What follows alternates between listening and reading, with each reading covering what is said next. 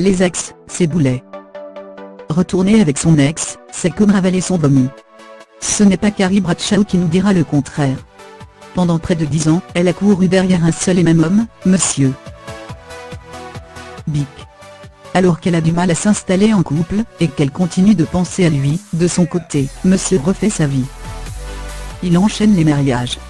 Quand il daigne enfin officialiser leur relation, c'est pour mieux la lâcher le jour de leurs noces. Et parce que Carrie est une vraie tête de mule, une fois qu'elle a enfin dit oui à l'homme de sa vie, elle court se réfugier dans les bras de son autre excédent. Elle aurait pu s'en passer. Avec ou sans amour, au lit, on prend son pied. Quand il est question de sexe, on se prend le cul à la tête. Merci Samantha Jones pour cette belle leçon de vie. Elle nous rappelle que le sexe doit être une partie de plaisir, et de jambes en l'air, mais jamais une prise de tête. Et lorsque ça ne fonctionne pas au bout de la 100e fois, mieux vaut laisser tomber. Elle ajoute « Baise-moi mal une fois, honte sur toi. Baise-moi mal 2 fois, honte sur moi. » L'amour, ça peut nous rendre bêtes. Pourtant, elle était intelligente avant de tomber amoureuse, Miranda.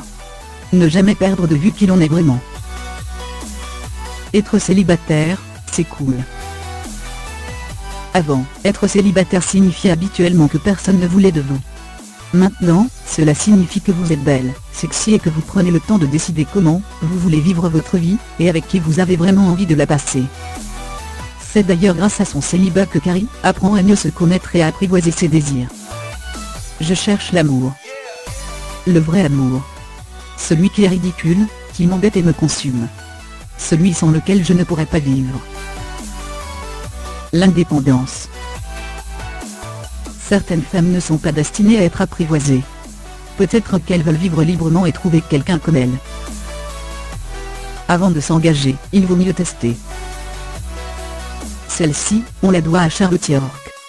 Si elle avait connu charnellement très avant leur mariage, peut-être aurait-elle su à quoi s'attendre sous la couette, c'est-à-dire rien. L'amitié, c'est super important. Dans la vie, il y a les hommes, le travail, les enfants et la famille, mais il y a aussi et surtout les copines. Celles qui sont toujours là pour nous.